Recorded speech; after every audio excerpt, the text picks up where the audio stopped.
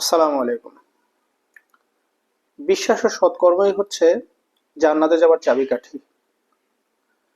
এ বিষয়ের উপরে সূরা বাকারার আয়াত 25 নম্বর থেকে আমার লাস্ট ভিডিওতে আলোচনা করেছিলাম। আজ সেই আলোকে সূরা নিসা আয়াত 57 এই আয়াতটি নিয়ে আলোচনা করব। আল্লাহ সুবহানাহু ওয়া তাআলা সূরা নিসার আয়াত 57 তে বলেন, ওয়াল্লাযীনা আমানু ওয়া আমিলুস সলিহাতি সানুদখিলুহুম জান্নাতিন মিন তাহতিহাল আনহার খালিদিনা ফিহা আবাদা লাহুম ফিহা আজওয়াজুম মুতাহহারাতুন ওয়া নুদখিলুহুম যিল্লান জালিলা। আর যারা ঈমান আনে ও ভালো কাজ করে, অচিরেই আমরা তাদেরকে এমন জান্নাতে প্রবেশ করাবো যার তলদেশ দিয়ে ঝর্ণাধারা প্রবাহিত, যার তলদেশ দিয়ে নদী নালা প্রবাহিত। সেখানে তারা চিরস্থায়ী হবে। সেখানে তাদের জন্য থাকবে পবিত্র স্ত্রী এবং তাদেরকে আমরা চিরস্নিগ্ধ ছায়ায় প্রবেশ করাবো। আয়াতটি আয়াতটি খুব ছোট, কিন্তু এর ভিতরে লুকিয়ে আছে মানুষের চূড়ান্ত চাওয়া, নিরাপত্তা, ভালোবাসা, শান্তি আর স্থায়িত্ব। দেখি কারা জান্নাত পাবে। আল্লাহ সুবহানাহু ওয়া তাআলা এখানে স্পষ্ট করে দুটি সত্য দিয়েছেন, এক ঈমান এবং সৎকর্ম। শুধু মুখে ঈমান নয়, এমন ঈমান শুধু মুখে ঈমান নয়, এমন ঈমান যা আমাদের দৈনন্দিন কাজকর্মে, আমাদের চলাফেরা, আচার ব্যবহারে প্রতিনিয়ত প্রতিফলিত হয়। আর সৎকর্ম মানে শুধু নামাজ নয়, বরং মানুষের সাথে ন্যায় বিচার, অন্যায়ের বিরুদ্ধে অবস্থান, অপরের হক নষ্ট না করা এবং গোপনে আল্লাহকে ভয় করা। আজকের সমাজে আমরা অনেক সময় ভাবি, আমি তো কাউকে মারিনি, চুরি করিনি, এতেই যথেষ্ট। কিন্তু কোরআন আমাদের শেখায়, ভালো মানুষ হওয়াটাই ইবাদতের অংশ। ভালো মানুষ হওয়াটাই ইবাদতের অংশ।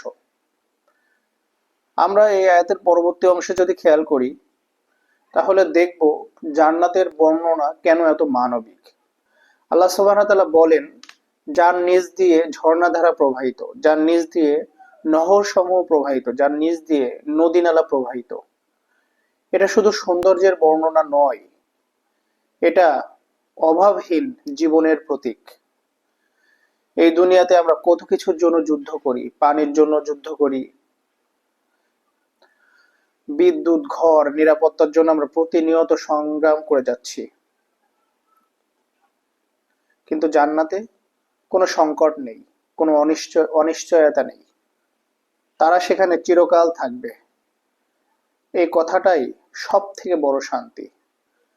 কারণ দুনিয়ার সুখ খুবই সাময়িক, সম্পর্ক ভেঙে যায়, শক্তি শেষ হয়ে যায়, সবকিছুর মেয়াদ ফুরিয়ে যায়। কিন্তু জান্নাতে শেষ নেই, বিচ্ছেদ নেই, হারানোর ভয় নেই। এর পরের অংশে যদি আমরা খেয়াল করি, তাহলে দেখব পবিত্র সঙ্গীর গভীর অর্থ। আয়াতে বলা হয়েছে তাদের জন্য থাকবে পবিত্র সঙ্গিনী। পবিত্র মানে শুধু শারীরিক নয়, বরং কোনো ঈর্ষা নেই, কোনো প্রতারণা নেই, কোনো কষ্ট দেওয়া কথা নেই। এই দুনিয়াতে সব থেকে বেশি কষ্ট আসে সম্পর্ক থেকে। ভালোবাসার মানুষই অনেক সময় সব থেকে বেশি আঘাত দেয়। কিন্তু জান্নাতে সম্পর্ক হবে শুদ্ধ, নিরাপদ এবং পরিপূর্ণ। আয়াতের পরের অংশ যদি আবার খেয়াল করি, তাহলে গভীর ছায়া কেন এত গুরুত্বপূর্ণ। আল্লাহ সুবহানাহু ওয়া তাআলা বলেন, আমি তাদেরকে প্রবেশ করাবো গভীর এবং আরামদায়ক ছায়ায়। আরব আরব সমাজে আরব সমাজে ছায়া মানে শুধু ঠান্ডা নয়, ছায়া মানে নিরাপত্তা, আশ্রয়, প্রশান্তি। আজ আমরা যে মানসিক ক্লান্তিতে ভুগি, ডিপ্রেশন, অস্থিরতা, অনিশ্চয়তার ভয়, এই সব কিছুরই সম্পূর্ণ বিপরীত হলো জান্নাতের ছায়া। এটা এমন ছায়া যেখানে কোনো দুশ্চিন্তা নেই। এবং আয়াতের শেষ অংশে যদি আমরা খেয়াল করি, তাহলে এখান থেকে আমাদের কিছু শিক্ষা নেওয়ার আছে। এই আয়াত আমাদের মনে করিয়ে দেয়, এই দুনিয়া চূড়ান্ত ঠিকানা নয়। আমাদের কষ্ট আমাদের কষ্ট বৃথা নয়। ন্যায়ের পথে থাকা ব্যক্তিরা কখনো ক্ষতিগ্রস্ত হয় না। যদি আপনি সত্যের পথে দাঁড়িয়ে কখনো একা হয়ে যান, যদি আপনার নৈতিকতার জন্য লোকসান হয়, যদি আল্লাহকে খুশি করার জন্য মানুষকে না খুশি করেন, তাহলে জেনে রাখুন এই আয়াত আপনার জন্য। আসুন আমরা শুধু জান্নাতের স্বপ্ন আসুন আমরা শুধু জান্নাতের স্বপ্ন না দেখি, বরং এমন ঈমান এবং সৎকর্ম গড়ে তুলি যাতে আল্লাহ আমাদের এই আয়াতের অন্তর্ভুক্ত করেন। আল্লাহ সুবহানাহু ওয়া তাআলা যেন আমাদের সকলকে ওই জান্নাতের অধিকারী করেন। আমিন। সবার জন্য শুভকামনা। আসসালামু আলাইকুম ওয়া রাহমাতুল্লাহ।